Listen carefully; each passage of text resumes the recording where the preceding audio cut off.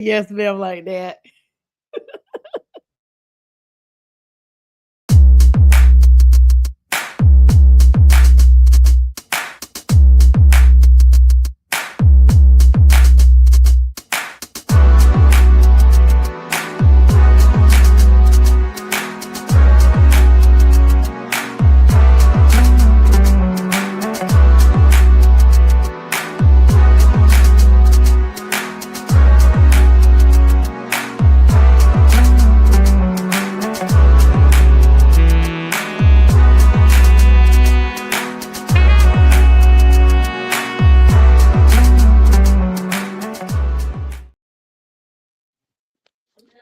What's up, everybody? Happy Friday. Happy Friday.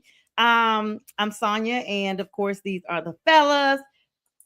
And this is our legal score. I gotta get used to saying the legal score. This is our legal score presentation, used formerly Prim and Proper Sports. So thank you everybody for always supporting us, for the likes, loves, and shares. Thank you for Pink Fan Fur, for the reels and the promos. And thank you, B, for the hype music and all the stuff. And by the way, I do like my new theme song. I forgot to message you back last night on my other show. Absolutely love it. Y'all, we starting this special presentation tonight. We got our birthday guy on here, James J. Trey Martin is the Big Five Wizzo. He's joined me. I celebrated less than 24 hours ago, and y'all know my motto: celebrate all month long. So y'all come on, wish James a happy birthday. And what's up to you, REM Dizzle? I never know Yinzer. I never know what to call him. That's Robbie. You know Dizzle. Robbie, the Robberator. Rob Dizzle.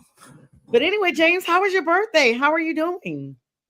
Uneventful, not too much. I'm just thankful to be 51, able to take care of myself and try to keep myself in shape and be with my family. That's it. Absolutely. And yeah, so He and that's just what says it's all happy about. birthday, young Jack Wagon. I see him. I see him. And how are you doing, B? I'm great. It's Great. Friday. 2 days off until I have to go back to the madhouse again.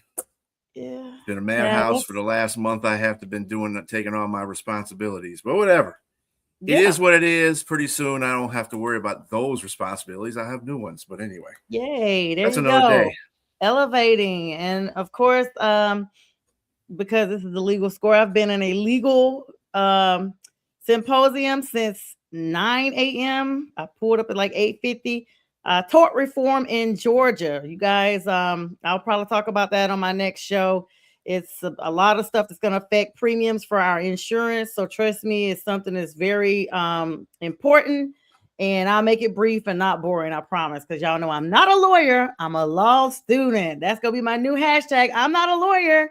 I'm a law student. So when you come on, all the expressions or opinions, they may be factual, but it's not giving legal advice. So, all right, guys. Speaking of legal advice, Kyler Murray to the Minnesota Vikings. Now, this is big news. He signed on your birthday, J Train. Actually, being released from the Cardinals. He sat around for a few days, longer than I thought he would sit around. 1 year, the veteran minimum. That seems to be the trend, guys, with the Minnesota Vikings. This is following a high stakes visit that he just had to Minneapolis just 24 hours prior. They saw him. They liked what they saw. Apparently, they're like, hey, we'll put you on our team for 1 year. And this is what I want to know, guys. I guess JJ McCarthy's done, and Kirk Cousins is now rumored, if Aaron Rodgers retires, to be going to the Steelers as a starter. But if not, he will be a backup somewhere. So I know I added in a lot of factors, but the reason why I brought up Kirk Cousins is because I honestly thought Kirk would be going back to Minnesota. Take this one, birthday guy. Yeah, that's what I was like.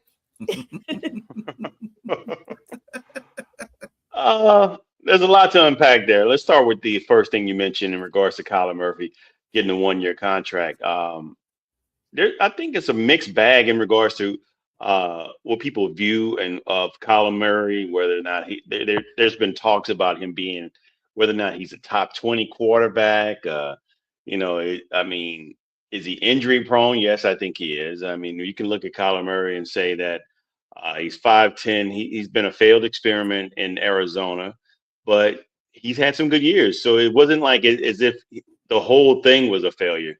Kyler Murray had some good years, particularly 2022 after he tore his ACL and recovered. He had a really impressive year. He went to the Pro Bowl. So Mhm. they're, I mean, regardless of him playing out of the shotgun, you probably can play under center under Kevin O'Connell. But with Kevin O'Connell, what you're going to look for, I think the story here is not whether or not Kyler Murray can be successful there. It's going to be, I mean, under his own right.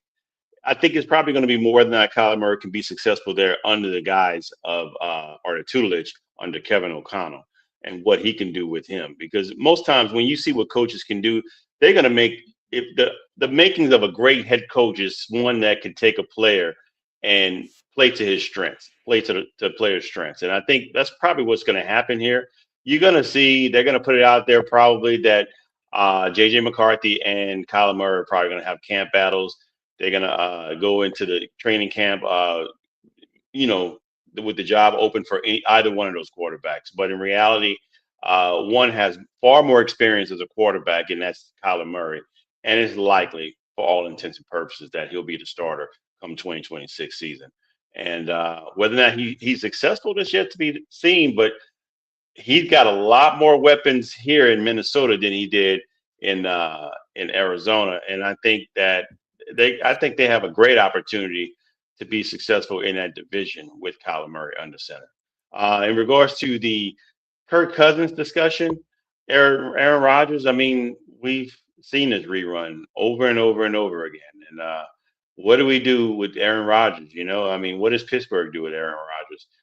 I'm not so whether or not Aaron Rodgers comes back or leaves or retires, plays, it's just not great. Aaron Rodgers is in his 40s and he's not playing like the old Aaron Rodgers that we used to see. And so Kirk Cousins they might want to kick the tread on to Kirk Cousins and bring him in, even if Aaron Rodgers is going to play.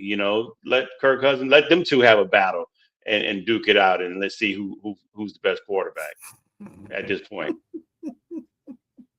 Yeah, I agree. Yeah, B, what are your thoughts? I mean, I honestly didn't see Kyler Murray going to the Vikings. I don't know where I thought he was going, but I never thought about the Vikings. I'll just say that. I mean, that was the rumor mill from the get-go in the free agency that he was going to go to the Vikings because the Vikings were in. I got to say something about the Vikings in this regard. They are having a problem getting a quarterback there because they made a mistake in the first place last year with Sam Darnold.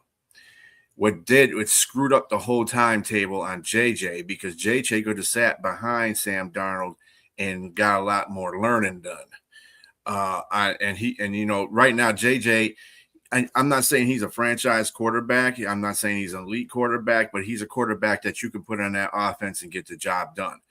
But he's got to have – I think he's one of those guys you have to actually sit down and let him soak in stuff because he's not one of those quarterbacks that are going to come out there and throw haymakers at you. This is not going to happen.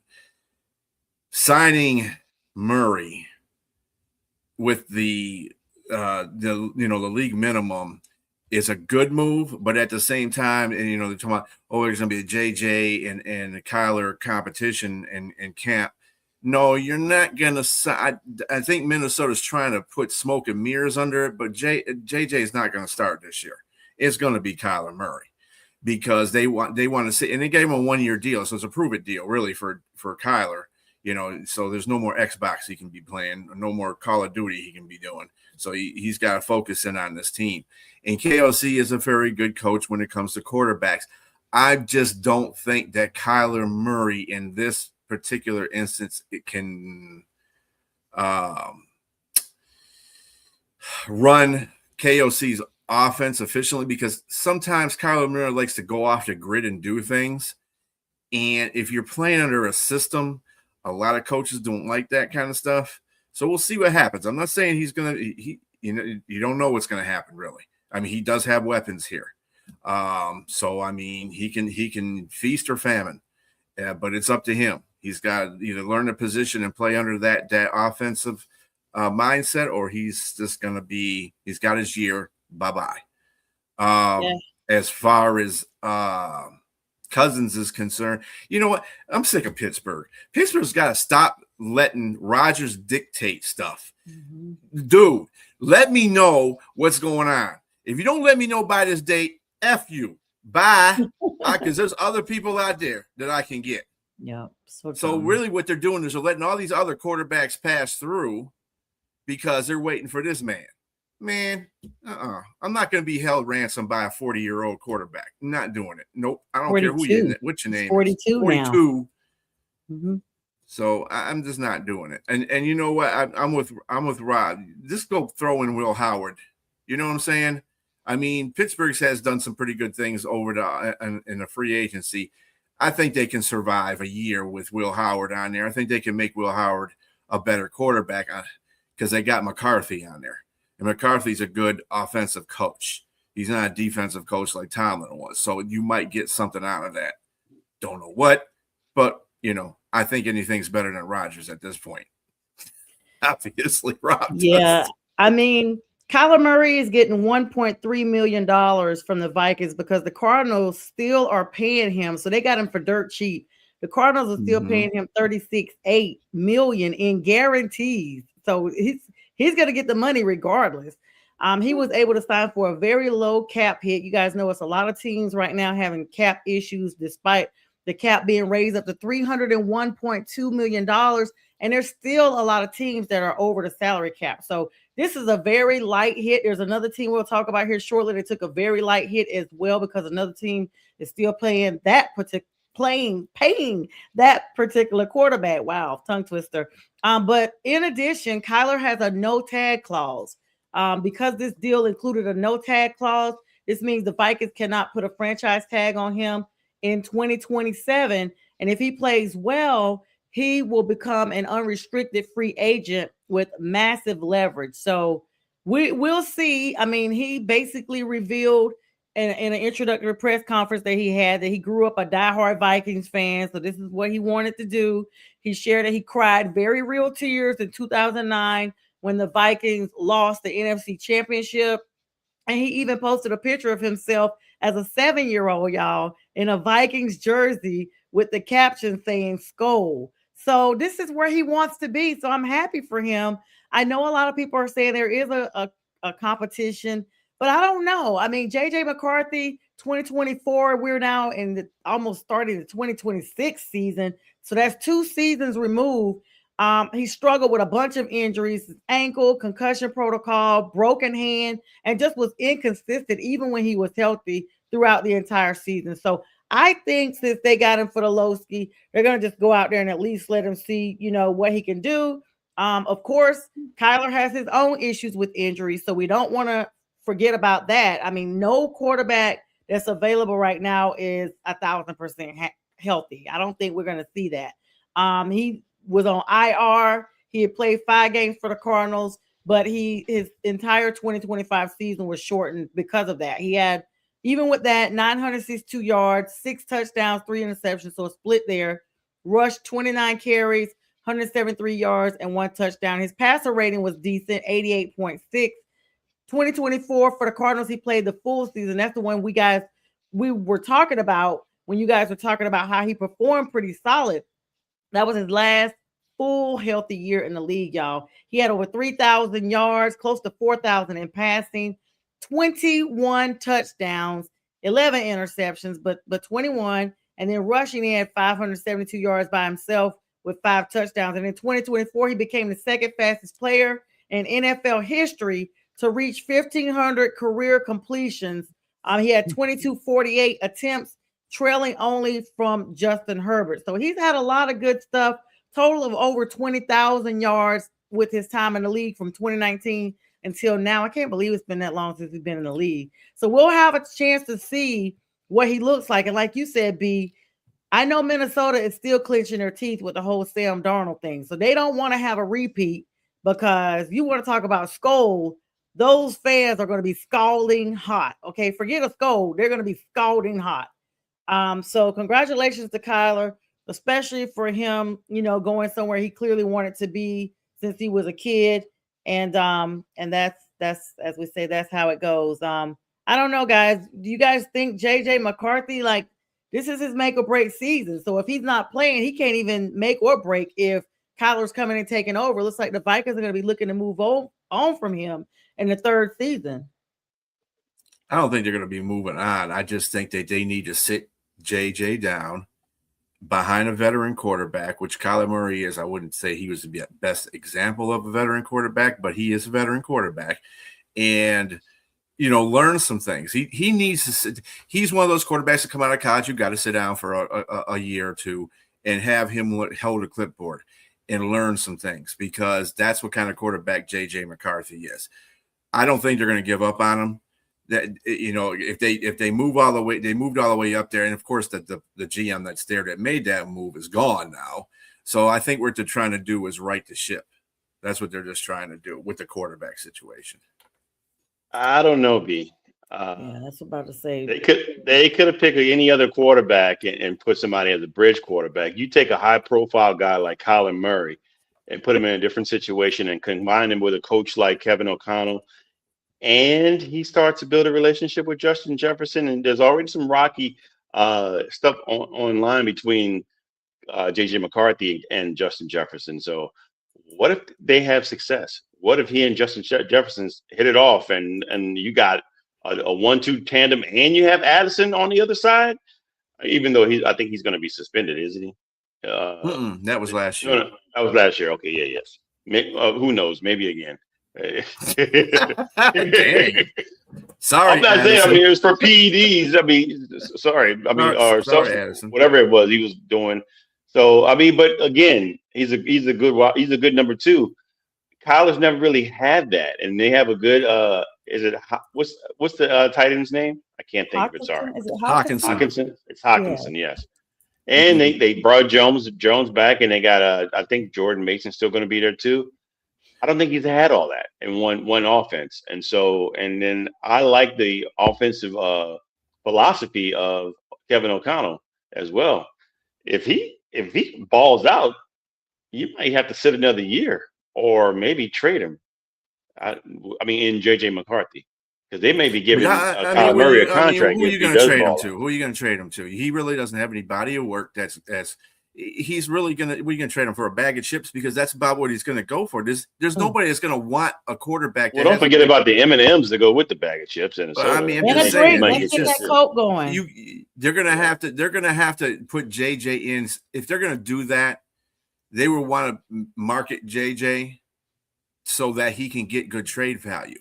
This is the point I'm trying to make. Right now, he has no trade value. Nobody wants him because of the output that he put in there. And unfortunately, and a lot of that's not his fault. A lot of that's the fact of how Minnesota set up the quarterback situation last year. You put too much faith in a guy. You shouldn't have been he never should have went number one. I mean, he shouldn't have been in the first round, and period. And to trade up for him, and to trade with the Jets to trade up for him. Come on, Minnesota. Eat a Snickers bar, because you're not acting normal. I don't know what's going on with there. He's sitting there like for quite a minute. Yeah. I mean, and another thing about Kyler Murray, too, you got to, I mean, it's great that he's playing for a team that he loved growing up as a kid, stuff like that. That might give him motivation. But we've seen Kyler Murray be the Kyler Murray under Cliff Kingsbury that's done so much. And then we've seen the Kyler Murray that the Rams just intimidated so much that he folded like a lawn chair. And so you're going to either get one of those two. So you got to make sure you kind of handle him with kid gloves in that sense. And I think KOC is a good person to do it. But that offensive line, man, they've taken some hits this offseason. So he better be running. When you get in the league that long, though, the kid gloves are off. This dude's been in the league going on 6 years. Like, there are no more gloves, period. Kiddie or adult. Like, you're out there freezing your limbs off. You're getting no gloves. But anyway, we'll stay tuned to see what goes on. We'll probably be having the same conversation next season if there's no change. I do want to talk about another player, guys. Actually, two more that were sold for chump change. And James, I want to start with you because both of these trades, well, one wasn't really chump change, but one other one was, involved the NFC South. The most shocking news to me, I'll hold for a moment, But the other one, Tua Tagovailoa from the Miami Dolphins, is now the Falcons, the Atlanta Falcons. Looks like starting quarterback, James. Looks like Yeah, for right now. for now. I mean, he's signed a 1 year, another veteran minimum, like we've been talking about. So 1.3. And despite a low cap hit, he's gonna still get $54 million from the majority of it being paid by the Fins due to previous contract guarantees. So once again, the Falcons general manager Cunningham confirmed today, Friday the 13th, that there will be an open competition, but y'all know we don't believe that. He's going to battle supposedly Michael Penix Jr., who's currently recovering from this ACL injury still from November of last year. He's joining Kevin Stefanski, who no one's impressed about him being in Atlanta, not even Falcon fans, James. Coming down here with your 8 wins, which is what the Falcons already had by way of an NFC South toss up. And so it's not like you brought, not like you brought, I'm having a brain freeze. Josh Allen's coach. You didn't bring the McDermott down here. And so if you didn't bring him, or one of the Harbaughs, what are you talking about, Atlanta? I'm not impressed. But anyway, Stefanski's basically saying his system that he brought to Atlanta is relying heavily on timing and accuracy. So those were Tua's greatest strengths while he was in Miami. Now he had like 2,600 passing yards his last season, and but he was ranked like 22nd. So nothing impressive. Just third most interceptions in the league. So nothing impressive. Started 14 games out of the season. Completion rate 67, so a little over half. His passer rating was just as high as Kyler's, 88.4, but he took 30 sacks, which would probably explain a lot of those interceptions because he probably was coughing them up when he was getting taken down. The key reason for Miami's move was supposedly a restructuring, a regression over the last 4 years that we've seen from Tua and the Mike McDaniel. But his expected points added per attempt plummeted, y'all, from plus 0.18 in 2022 to negative 0.1 in 2025. And his total yards per game went down from a peak 273 the previous season to only 190. So he's leaving South Beach as one of the most statistically significant quarterbacks in their franchise history, but he's not bringing a whole bunch to Atlanta. I mean, 18,000 yards. Is it enough, James? This is my point of saying that. You guys know I'll run through numbers all day because I just got my notes here. That's all. I don't know this stuff off the top of my head. Y'all know that. Everybody knows that. I'm not that good, but I bring my stuff in. Is it enough to even make a difference in Atlanta? Like, is it enough to make them different from where they were last season? Well, Sonia, you are correct. This is a mirroring image of the Minnesota slash Kyler Murray situation. I mean, they're getting him on the cheap. They're getting him straight out of Miami. He's already paid. I'm pretty sure he's comfortable with his money. But is he going to play and do well? That's the question. I mean, they got Atlanta's got a whole new system right now. They got a new head coach in Stefanski, whom we can't forget, regardless of him being not doing so well in Cleveland. He still was head coach of the year twice within 6 years. So we can't forget that. And I think that the type of quarterback he wants by the one they drafted out of Oregon in Dylan Gabriel, someone who's there, like you said, the offense is predicated on short, timely passes and accurate passes.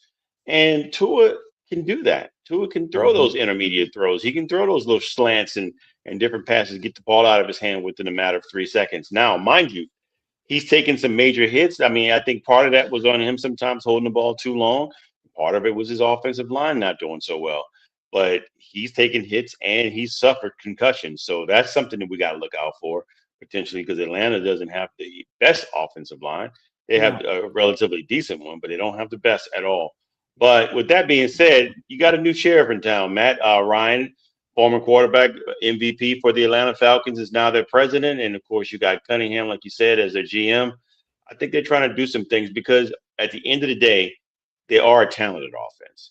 You got several first round draft picks on the offense alone. I mean, Bijan Robinson, the running back. I mean, Oh at yeah. some point he's going to need to get paid. He's there. You got Drake London. He's got a possessive receiver, a first round draft pick receiver that can catch the ball. So and he can catch them quick. And now they got rid of Darnell Mooney recently and let him go. I think there was a situation that was their best number 2 wide receiver there, but they brought Zacchaeus back from Chicago. So that should probably They also either got Johan Dotson too. Yes, and Johan Dotson. So these are possession receivers and a little speedy, quick guys that can get in the mix as well and battle for number 2 and number 3. And then of course Kyle Pitts, who turned it on last season. We saw him do well, and so you got a coach that can do some things with them. They've been saying something about Kyle maybe moving on. I just want to interject that for you. Yeah, I don't think so. I mean, I think right now they put him on the didn't they put him on the franchise tag? Franchise tag? Mm-hmm. Yeah, they're gonna and the thing about that extra stuff that's going on with Atlanta's always had a decent offensive line as well, so I'm sure that's going to be a little bit more of a benefit for Tua, and the fact that he's got a little bit more weapons. Austin Hooper also signed with Atlanta, so their offense is looking a lot better. I'm with those kind of things though, you always have to question whatever quarterback is there. If it's if it's broken leg guy or if it's concussion guy, when you gotta pick your mash unit type of dude. So that's the big thing. The chief is the help between the two. Penix has got to go out there and play and stay healthy. Tua's got to go out there and play and stay healthy. That's the key thing right there. I think, just the last comment I have about that is regarding Michael Penix.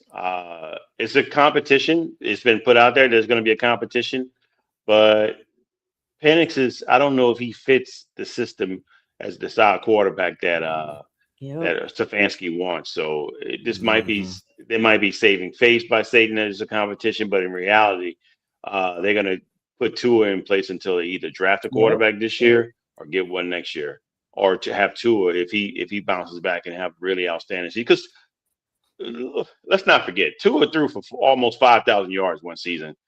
He's thrown 1,700 yards twice to Tyreek Hill. That's nothing to sneeze at. So he can throw the ball. He can sling the rock. You just got to protect him and make sure his head doesn't touch the ground. Because I mean, he needs one of those big balloon helmets. They said they had him. They've been saying they had him one. Everybody got jokes and stuff. It's so big and big. That one meme where he's got that big old Darth Vader looking helmet on. He needs to be Lord Helmet 2.0 for sure. Right? I guess so. In gist, yes, he is. Yeah, he's recovering from surgery, so we don't even know if he's going to even make the first. Sonya, don't call him that, please. Don't call him what? Jizz. Pause. What? Nothing. Yes. Never mind. No, I didn't. No, I was saying. So the gist of it is what I was saying. There you go. Gotcha. Yeah, you probably didn't hear me. So I was saying. So the gist of it is overall is we don't feel like Atlanta's going to be a threat. Cool. Well, yes. I mean, I hope not. Saints took their linebacker that went there and thrived. They took him back, and Caden Ellis, and gave him a contract. So addition by subtraction from there. So hopefully we don't pushed beat them that drum, Robbie. Just don't beat that drum, buddy. Yeah, no, because I will say it. It wasn't what you thought. Okay, this ain't that, and that ain't this. That drum.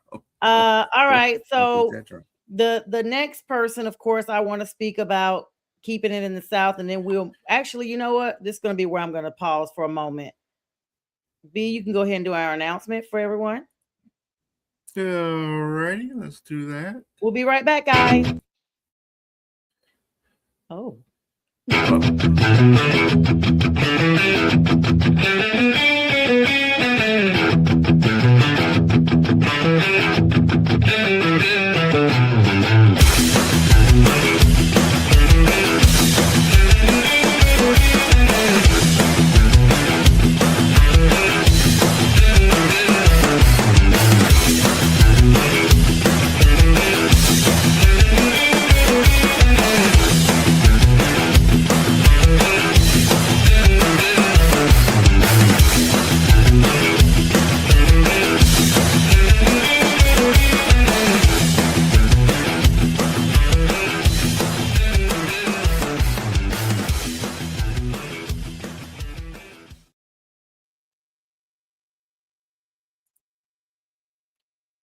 Okay, we're back. I thought we had one more promo to run, but I guess we don't.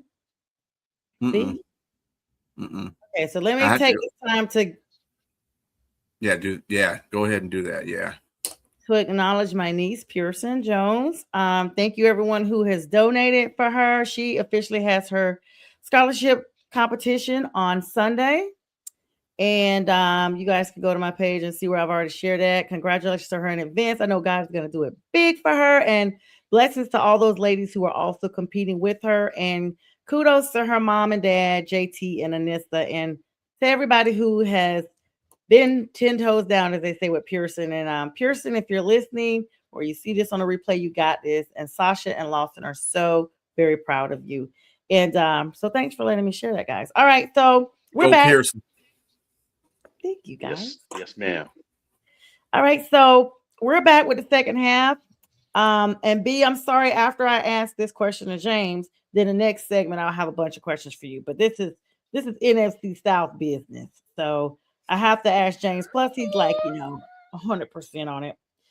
Another big trade that I did not see coming, and the first thing is I want to know if you saw this coming. Freaking Mike Evans goes from Tampa Bay to the Yay area. Thank you, Yenzer.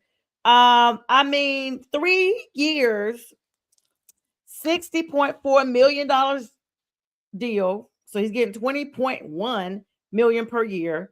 And they're saying the motivation was it wasn't about money. Tampa Bay made a very aggressive offer to keep him, but Evans is now 32 years old, and he prioritized that he wants a win now team because he realizes, that he's not going to be able to play this game forever. And I don't know. When I saw that statement, that kind of was just like, whoa, like it was a telltale sign for me because I was like, it's one thing for him to say, okay, I'm just going to be here. They are devastated in Tampa Bay. Like he is the face Mm-hmm. of that franchise. He's been there 12 seasons. And so no one saw it. I remember when I first saw it, I was like, let me check this. This may be AI. I don't believe this. And of course, Adam Schefter, Shefty, if he said it's gospel, it's like the Bible, about the book of Sheft. And so it was there, and then it was everywhere. And then him to come out and make this statement, like, yeah, y'all, it's not even about the money. Even if they pay me less, I want to go somewhere I can win now. So my question is two-pronged. First, were you surprised about this change? And number two, that statement is so telling, James. I mean, we've seen Tampa Bay just continue to slide down the tandem here, in rankings and everything. And people have talked about it, but I thought this year would be their comeback year. At least they would try to give it a little more fight than they did last year. But then what does this mean for Tampa Bay? This dude is like your biggest player. He is bigger than the team itself in every single sense of the way. And so my second part of the question is, have we seen the last, is Tampa now back in the basement like they were in the, middle of the 2000s, where they belong?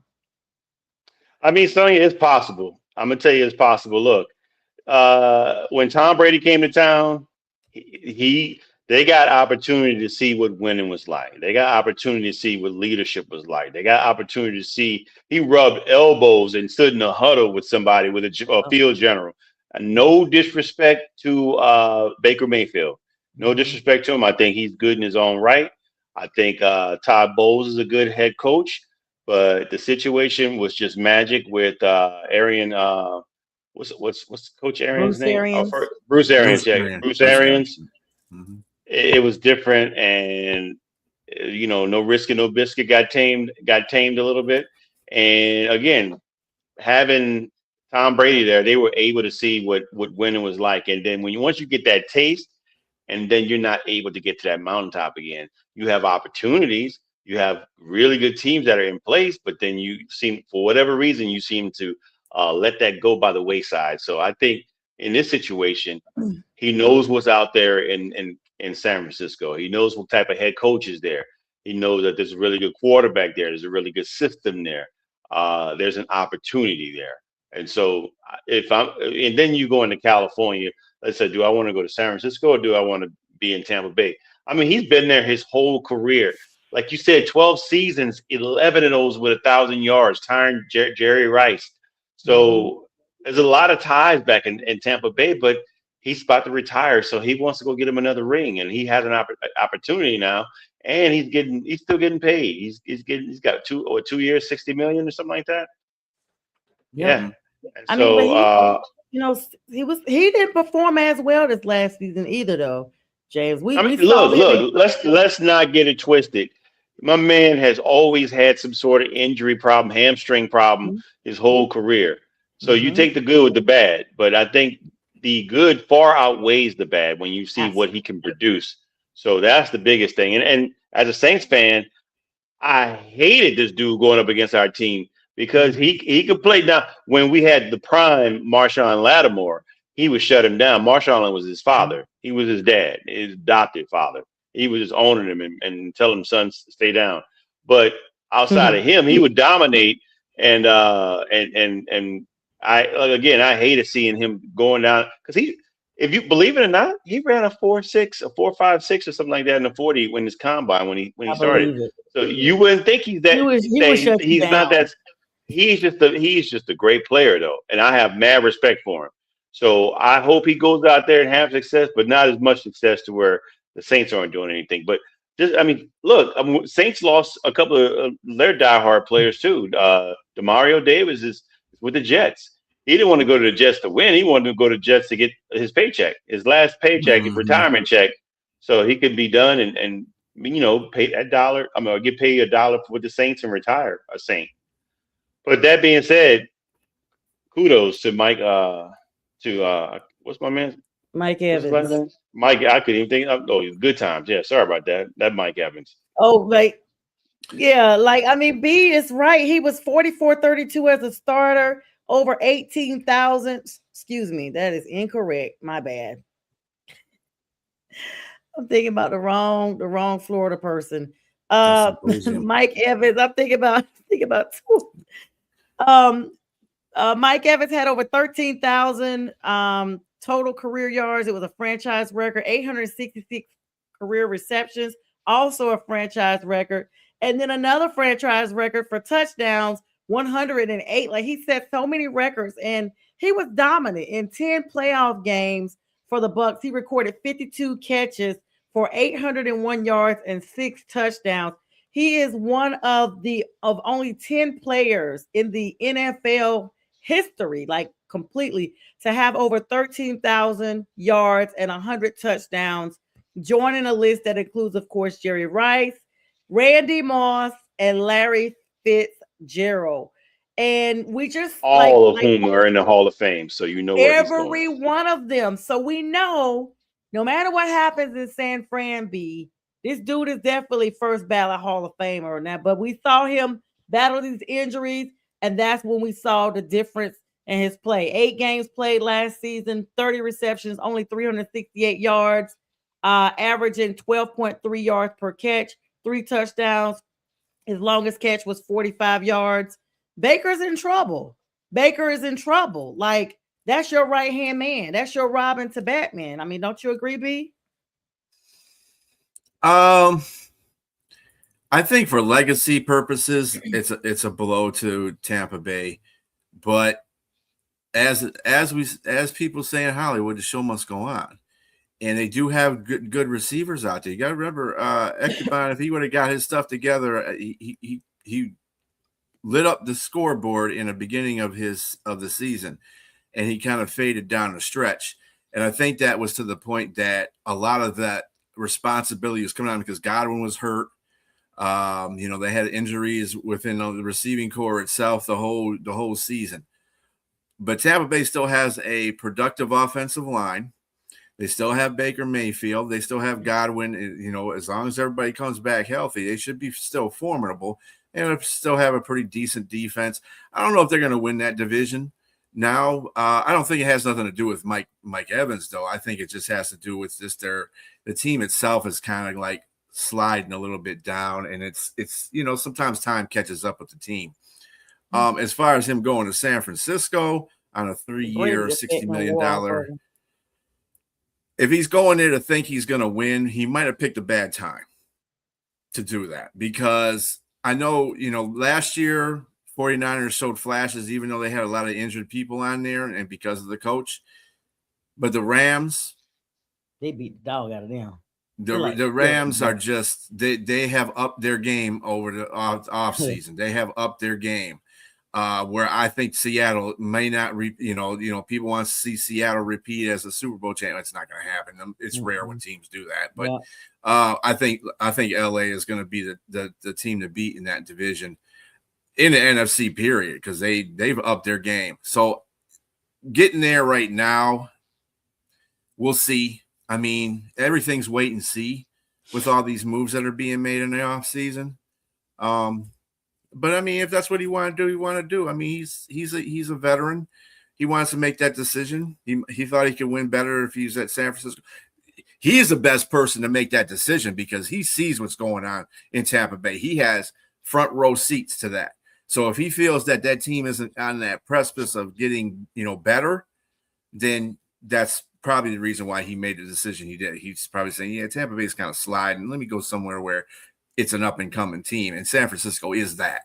So, yeah, I mean, but I agree with you. They got beat so bad by the Rams. I'd be like, hot D the Rams, just gotta make it rhyme or whatever. Like, hot am the Rams, But I can't stand the Rams. They are my newest team that I literally despise. Y'all know, y'all call me the petty sports lady.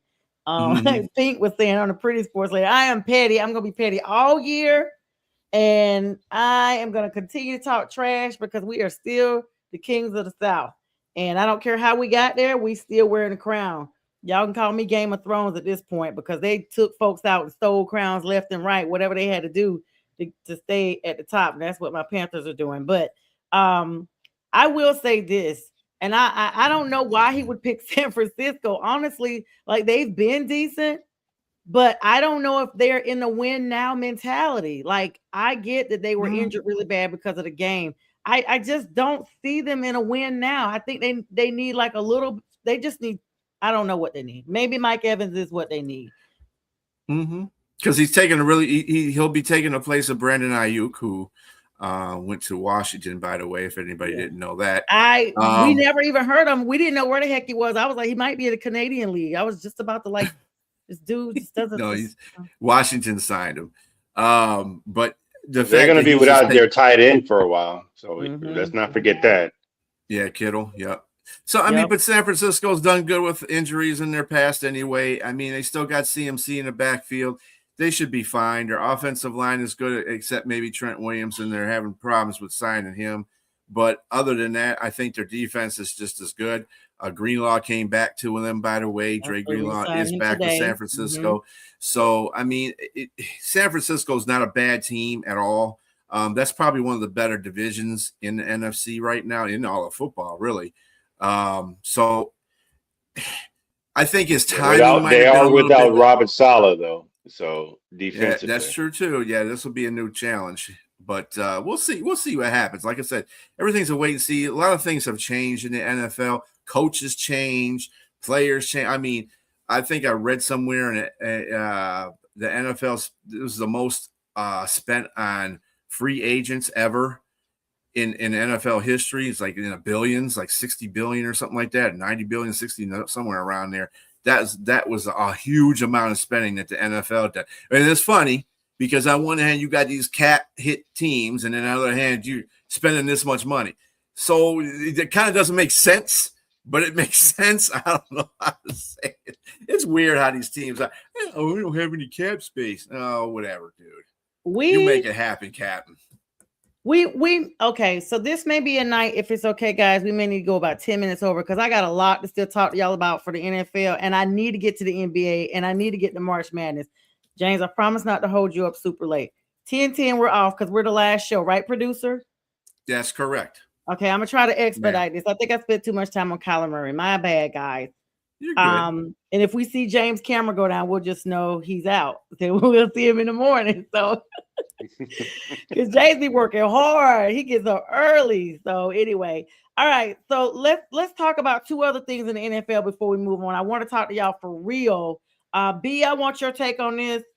First of all, Yes, Greenlaw is returning from Denver back to the 49ers. He signed a 1-year deal. This just seems to be the magic number. He did have 490 tackles with Denver, over the last 6 seasons. My bad, not just with Denver. So he's back. As of today, he signed. And the Cowboys are trading Oso Odigwahuzua, I know I'm saying that wrong, to the 49ers for a third-round pick and a move that's designed to clear up some cap space for them. We know the domino effect, but I don't think you guys have been on with me since the whole Trey Hendrickson move to Baltimore after the Max Crosby signing fell through. I mean, Baltimore actually shocked everybody. And James, I remember you putting in a group chat, should they be held for this? Because first of all, y'all were talking all this talk before the tampering time frame actually was lifted. So you really shouldn't have been sending stuff around Sunday and Monday because it wasn't cleared until March 11th, which was Wednesday. And so this was all this, this person going here, this person going here. So just stay tuned. The NFL is probably going to have fines because they sure fined the Falcons later on after finding about some intermeddlings with Kirk Cousins a couple of seasons ago. But the Ravens have stunned the entire AFC North by signing the former Bengals Pro Bowl pass rusher to a 4-year, $112 million contract. Immediately after they tried to get Max Crosby and it fell through, leaving Baltimore now desperate for that edge presence. So they heard and snatched up Trey. And what were you guys' thoughts on that and the whole Max Crosby? I'll just let you guys talk about that amongst yourselves, and then we'll plug to the next one, and then we'll go over to the NBA. Go ahead, James. Well, did she ask you first, sir? I did, because I also want to talk about. Okay. Yeah, I did. Well, first of all, there is a tampering period now. The NFL has a free tampering area now, which is ridiculous because it really doesn't make it. It's just weird. Anyway, NFL is just weird. Goodell is just weird. But as far as Max Crosby, the trade being nixed because they found out that his knee was maybe worse than they thought it was going to be. They knew they were getting damaged goods, but sometimes I kind of leave it like if you get a used cars now, they give you a 3 to 7 day window where you can return a car if you feel that it's not especially on used cars, if it's not going to be the car for you. And so I feel that this is the kind of scenario that they had. I know a lot of people are saying, well, they might have had buyer's remorse because it's the first time they had to give up draft picks for a player, ever, basically, because that's how their franchise never worked. But I maybe, but at the same time, they were trying to get Hendrickson too. They were trying to get both of them guys on that team. Hendrickson just coincidentally came later after this trade was nixed, but they were trying to get both of them. So they were trying to get bookend edges on this team. I think the thing that's undermining this whole situation is people are getting on Baltimore for what they did. It's the Raiders' fault. You sat here and you told this man you weren't going to trade him. The man did not want to be traded, nor did he open his mouth to say he wanted to be traded, and you traded him anyway. And then he gets put back to, oh, okay, it's great. So, I mean, who's the real villain in this whole situation? I think it's the Raiders. You don't sit there and play with the man's emotions like that. He's a Raider for life. And you're just sitting there trading him back and forth and, hey, yeah, okay, I guess you can come play now. Oh, well, thank you for, throwing me out there in the first place. I mean, I would feel some kind of way if I was Max, but, Max is, like I said, he's a freaking Raider for life. So he let bygones be bygones. He said he's going to be 200% ready to play when the season comes. I hope the best for that guy because I hope he comes out to, and the Raiders actually did good things on the offseason. They got him a defense. So now they practically got him a whole new linebacking core. So, I mean, he's in a perfect position now. Yeah, I don't think that the Raiders are the bad guys here. It's not like they sent them to a team that was like in destitute. They were sending it to a team that had success in the past. Unfortunately, last year they didn't have any success there. But they still have a lot of components and great players in place, including Lamar Jackson. If you have Lamar Jackson, you have an excellent chance to win. And you sent them there for two first round draft picks. So you were trying to obtain two first round draft picks. I think where the Raiders messed up, I don't know the situation. I mean, I read an article saying can how can some team either recant or renege on a deal like this? Is when if a player does not pass the uh, the medical Physical. or the physical. Hmm. Hmm. We saw it with the Lakers when they tried to get that guy, the guy from Carolina, the 7 foot guy, and they sent them back and got their first round Hmm. draft pick back. But I thought that was kind of weird. But I mean, when you're doing these medicals, if this tampering period, you, I guess you got to look at it from a situation where every team has their own medical team. They all look at things differently. It's like, okay, like you said, which I agree with you, B, in regards to yes, we all knew that the knee had some problems there. But then once you get it under your watch and you're looking at MRIs, you're looking at x-rays, and you're thinking, okay, yeah, we can't give this guy a 3 or 4 year contract because we don't know if this knee's going to hold up during that Hmm. period. And Hmm. so, with that being said, you have buyer's remorse, and I think the GM coming out for Baltimore saying that they wanted both players is total BS. They figured. I think what it was is they figured they could get Trey Hendrickson, who has no knee issues, and he's a free agent. We can get him for maybe close to the same price or maybe a little bit less, and we Without keep giving our up picks. draft pack capital. I mean, you can And look at it that so, way. yeah, I think that's probably what they did. And with that being said, it's within the confines. I mean, it might be a dirtbag thing to do, but it's legal. It's within the rules of the game, and so they're allowed to do that. And so it's just what it is. I wouldn't really call. I wouldn't call it a Because dirtbag thing. I It's kind just of think it is because the other team. First of all, they're your conference. They're a conference foe, and they got to put money out there. They clearing space of the cap space to try to get other players, which they did. And so now you got to bring this guy back, and you're putting him back on your books. So it kind of messes your money up. So yes, it is a little bit of an issue there to me, and I think that's where everybody's like thinking, like, wow, this is well, a that's little because, dirty. and that is only because they have a tampering period now. If they didn't have a tampering period, I guarantee none of this stuff would happen. Because and that this is a failing of what that tampering period does now. Because you can't you got all these people signing, all these people promising to sign on Wednesday, and you're putting it out there in the public. Okay, before you couldn't do that because you're not allowed to do that. So they basically they wouldn't be able to have stuff on their books yet because they wouldn't be so sure that would happen.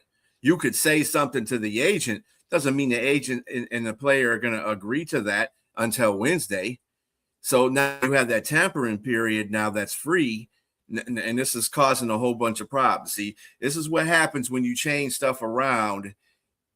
So anything small like that with this free agent tampering period is going to cause a whole bunch of mess. And yes, it's getting a lot of traction. Is most money teams have spent on free agents in NFL history. So I guess it's good for that. And I think that's what Goodell is always trying to do, is trying to put the emphasis on the brand, but he's not thinking the whole thing through. It's kind of like NIL in a way. You know, you got it's a good thing to play the players, but have some rules that go along with it. And he's just foreshucking the rules for the free agency period now. So it is what it is.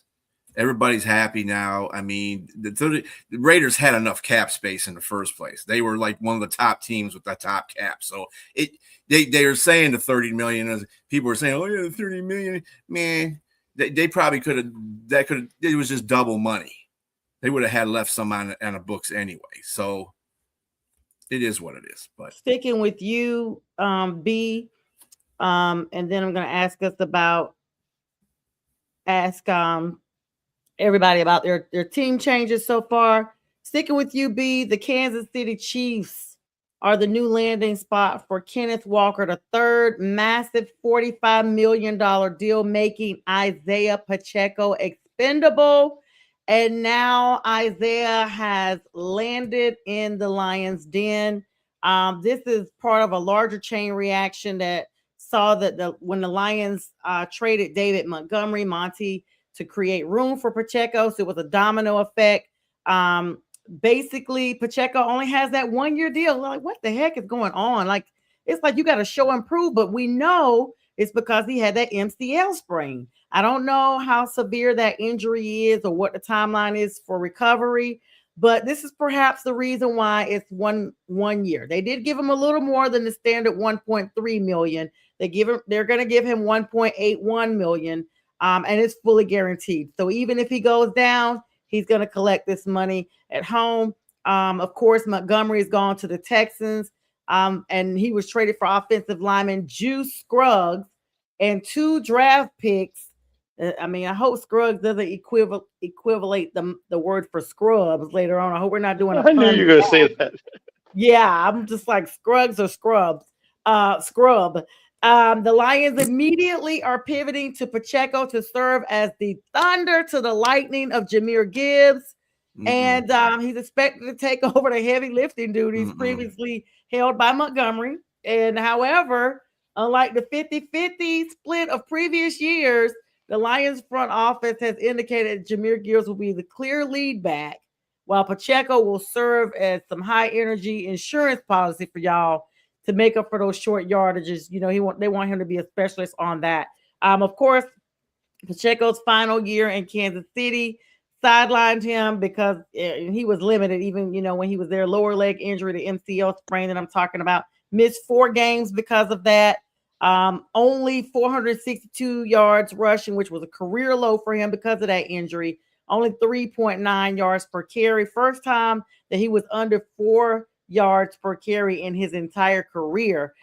Significantly lower rushing touchdowns. He had 7 in 2023, only 1 the entire season with Kansas City, and 19 receptions, 101 yards, 1 touchdown through the air. But he had his longest run, only 16 yards, was his longest run last season, ranked number 47 in running backs in the league. So, lot to unpack there. Well, it's not very much to unpack. He was an injured player last year. The Lions like signing former injured players all the time. I don't know what Brad Holmes is doing up there with that Back thing. it up from the hospital. That's he's not. What they're doing. I'm not understanding that whole concept. I have on my One Ass Cheek Three Toes show, we got a new person added onto the show, by the way. But Nate is always the Kool-Aid person on the show. Okay, it's a good sign. You should never trade Montgomery, and I'm not going to get into the whole Montgomery thing because then I'll be going on a rant, and then we'll be way past when we're supposed to be off, and James will be falling out sleeping somewhere, and I don't want to do that. But they, as far as the Lions are concerned, that's a fine. That's an okay signing. I'll deal with that. I got no choice. The trade that they got from Houston, if they make the draft picks work, is fine. I'm not so sure about the offensive lineman. He played on Houston's offensive line, and he's a starter. And he was 31 out of 32 in starters. So that tells you a lot right there.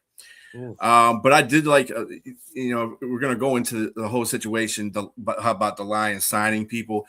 Teddy Two Gloves Bridgewater has signed back with the Lions, which is great. I love that signing. Yeah, he'll be fine. Tight end Tyler Conklin also is signed with the Lions. That's a pretty good pickup as well, with the Laporta situation kind of iffy. Cade Mays from your Panthers, by the way, I thought that was a pretty fair signing. It's okay. Yeah, with him. Well, he was a younger player than the center you have now. But anyway, Larry Borum from the Dolphins, that I got to see. We did get 2 corners, of course, with the Rams signing. What's his face? What's the guy from Kansas that just got Kansas City? Trent McDuffie. McDuffie. Yeah. They had to let go of a corner, and they let go of Roger McQuarrie. He was a pretty good corner on their team, but they had to let somebody go, obviously, by attrition. And we also got Christian Izine from the Buccaneers. He's just a guy. He's probably going to be a backup. But as far as the signings and stuff for the Lions, I mean, they're doing a good. I think they've regressed in a lot of fields because they let go a lot of players that were, players that did contribute to the team. Anzalone is playing for Tampa Bay right now, as I believe. Yeah, he's playing for Tampa Bay. Of course, Montgomery got traded. Muhammad, which was our 11.5 sack guy last year, he went to a different team. We don't know what's going on with our safeties because Brian Branch probably won't be back until November. And nobody knows what's going on with his knee. We don't even know if he's going to start the season. So we got 2 of our starting safeties that might even be playing in week 1. Our linebacking core still needs it. We got so many holes on this team right now. It's not even funny. I think we're regressing, to tell you the truth. You lost Anzalone, right? Yep. Yeah. Yep. We lost Anzalone, and we lost Khalif Raymond, which was our kicker extraordinary and our third down receiver as well. We lost him to Chicago, of course, because Ben Johnson is petty like Dan Campbell is. So, and then we lost. Well, Graham is not a loss. They should have got rid of him in the first place. But they let Decker go as well. Those are 2 offensive guys, line guys. So we had to replace them. Decker probably be a little harder to replace. Graham should not be. That would be what Cade came in there for, to replace him. So I don't know. Well, we wish you luck with that. Lots going on in Detroit. James, I'm going to give you the heads up because you guys really are trying to scare the NFC South. Big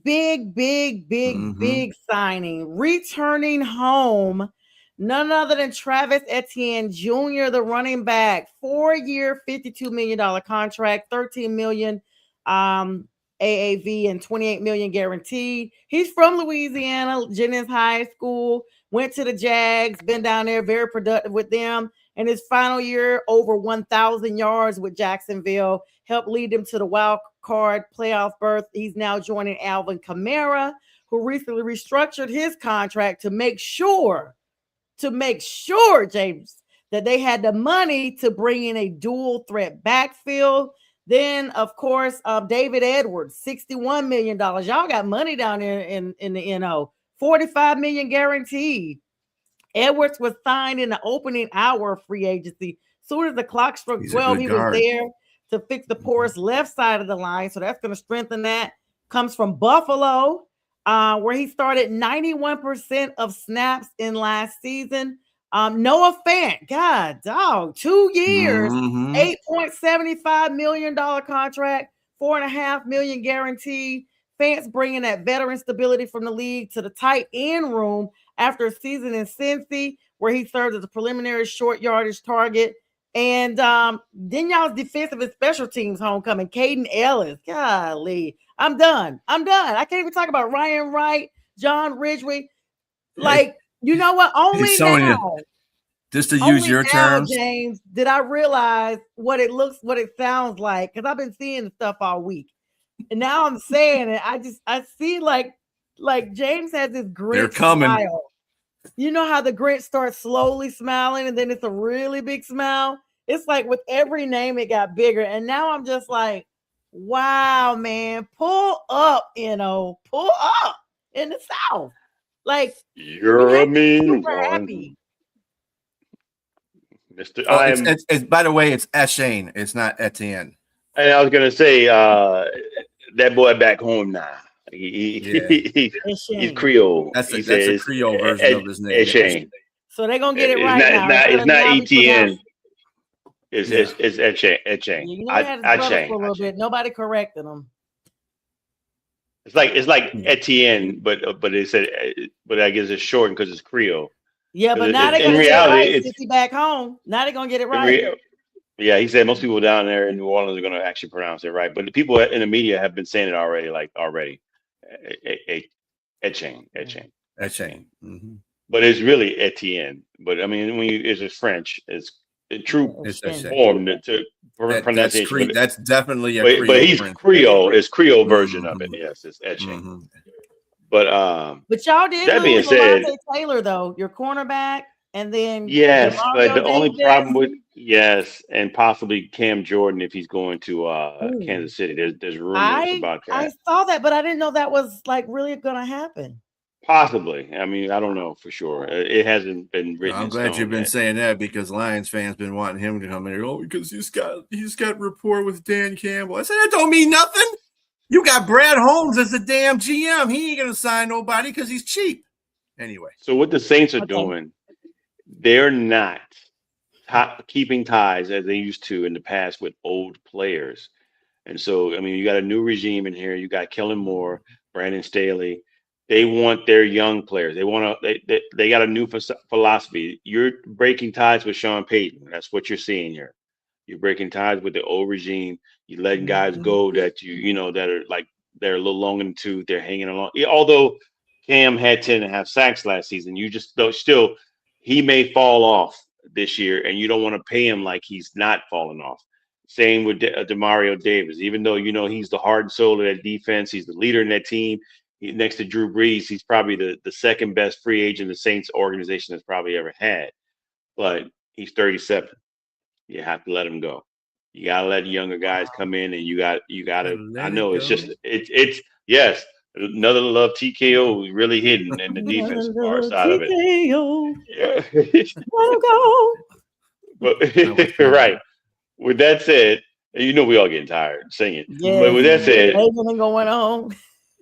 mm, I think that I like the way things are going. The David Edwards is a truly underrated signing. Is probably they knew they wanted him and they gave him the money immediately. That's why it didn't take any time to get him in there. mm-hmm. And he's probably one of the highest guards in the left guard spot for in pass protection for PF, in PFF. So that's going to really help Shuck out and the running back. We last year the inside when I got some media for the data statistics in regards to inside zone running. Alvin Kamara wasn't doing it. He wasn't doing it, man. And 4.3 yards per carry for Etienne. I keep wanting to say Etienne, but as for Travis Etienne, he's got 4.3 a clip. And so Mm-hmm. he's fresh. We got him for 4 years. A lot of people think that contract might be a little bit too expensive. 4 years, 52 million, but it's really not. When you think about it, he's 13 million a year. You're about to see guys get paid. You're about to see B, your guy. He's gonna break the bank. Uh, Jameer Jameer. Gibbs. Mm-hmm. Yeah, you're gonna probably be seeing 16, 17, 18 million a year. You're probably going to see 16, 17, 18 million a year for Bijan. Those guys are going to break the bank. So 2027 is about to be on and popping. And then in the long run, when we see what we got for 4 years, you got age 27, 28, 29, and 30 for Travis Etienne. We got him for a steal at that price. So I'm Yep. excited. And then this opens the door for the draft. That's what I wanted to Mhm. say. Picking at number 8 overall, don't be surprised if Jeremiah Love falls to 8, they still might pick a running back, and you'll have both those running backs. And the way they restructured Kamara's contract, he either may retire, stay on the team, or get traded to another team, maybe like the Broncos, Sean Payton reunion. Wow. You never know. So we'll see that. But again, the door is open because we need another linebacker. We may get Sonny Styles. We need we can get a guy like Caleb Downs. Considering we lost, what's his name? You just mentioned it, Alante Alante Taylor. Taylor.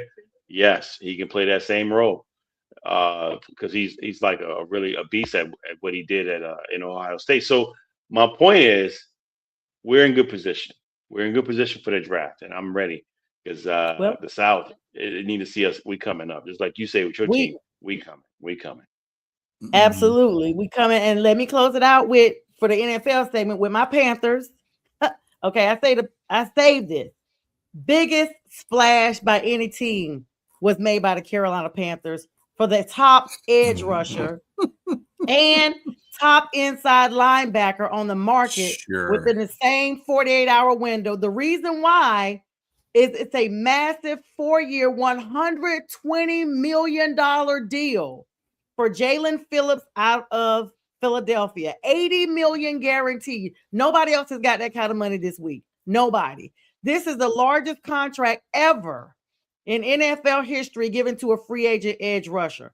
Panthers got the big bucks, okay? Phillips recorded 63 pressures in 2025, more than twice of any total Panthers player, y'all. So we needed him. He is expected to fix the defense that had league lows 8.7 pressures last season. He was traded to Miami, then to Philadelphia midseason. Then he proved to be healthy and definitely, accentuated that team in pressures by week 9. Then we got Devin Lloyd, another big contract. 3 years, I think that was your $45 biggest million. signing. $45 million with 25 guaranteed. Lloyd chose Carolina himself over the Saints and the Bengals, who was beating down his door, who had been beating down his door since Monday night, March 9th. This ain't something I'm saying. This is what folks are saying. They was wanting this dude. He said, I'm going to Charlotte. And so he will be serving as our green dot signal caller to Ejiro Evero's defense and bringing an all-pro pedigree to the middle of the field. Of course, this works on our offensive depth and homecoming. John Mechie III, Bryce's right hand, is reunited. Them Alabama boys are back. 1-year deal on March 11th. Wide receiver, because y'all know Xavier Legette is not looking that good. Let's be clear. Mechie was his college teammate in Alabama. In his last season, he combined 29 catches, 256 yards, 2 touchdowns, while splitting time between the Jets and the Eagles. He's going to also provide value as a great kick returner because he had 120 return yards in 2025. Then, as if we didn't need a couple more folk, we got Kenny Pickett as a backup quarterback. 1-year deal. We didn't give him the $1.3 million base that everybody else is getting. We gave this ninja $7.5 million with $4 million guaranteed. That means Andy Dalton, you're probably going to be getting out of the door really soon, because now that we have him in, the Red Rifle can take his gun cases out and hang them up because he's probably done. He's going to replace him. He was released to save $5.8 million. So, correction, Andy's gone. He was the primary backup to Bryce. And Pickett spent 2025 as a backup in Vegas. Then we got Luke Fortner, the center, 1-year deal. We're not giving 1.3. We got money in Carolina. Everybody else getting 1.3. This ninja got 4.75 just to come in and replace Mays. Then to wrap it up, we're giving a $2 million 1-year deal to Stone Forsythe, offensive tackle. Death.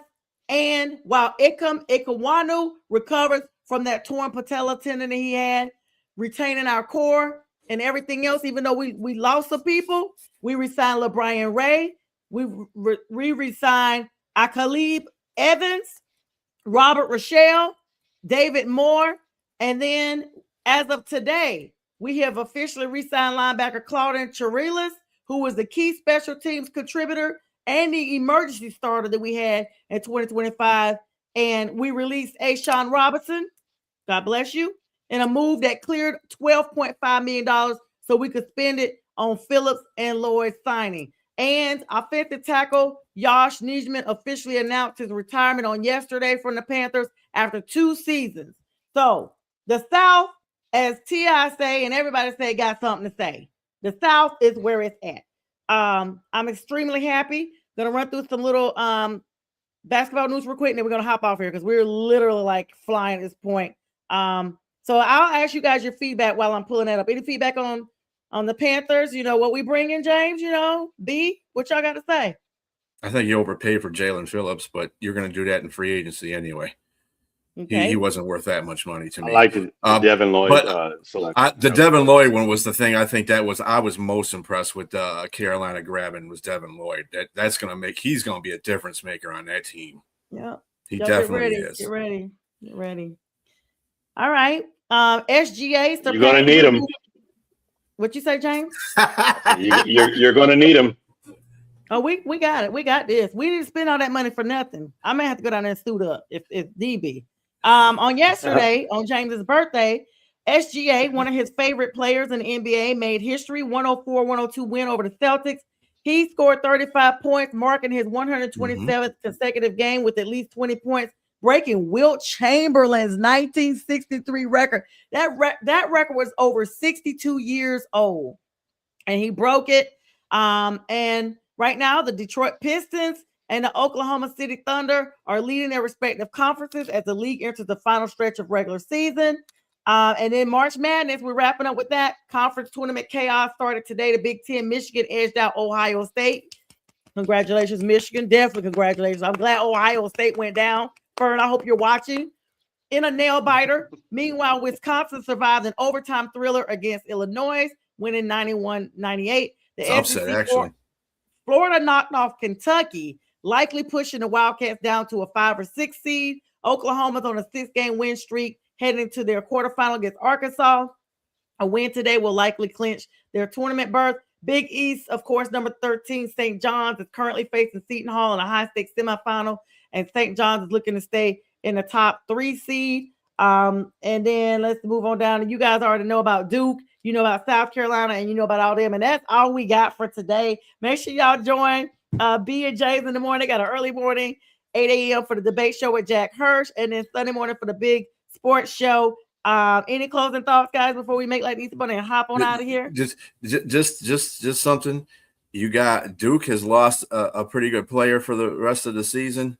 And Caleb, what the hell is his name? Caleb. Yeah, he broke his hand. And it showed against Florida State. They damn near lost that game. Yeah. So it's something going on with the Calebs because UNC lost their Caleb Williamson to like a hand injury right before. I said, they jinxed us because they weren't going nowhere. So now they try to get us jinxed up. It's the Caleb unfriendly year. I don't know. Yeah, well, I'm wearing my women's Duke team because we win. They've won again. This is last year. They won again. And them Duke boys just won't quit, like Roscoe said. Duke boys. All right, guys. Them Dukes, Roscoe. All right. So B, James, and myself have had an amazing time with you guys. If you're seeing the replay, please still comment because we come back and check comments later. And make sure you guys join us on this platform for more shows throughout the entire weekend. And y'all have a great one. I love you, Pearson.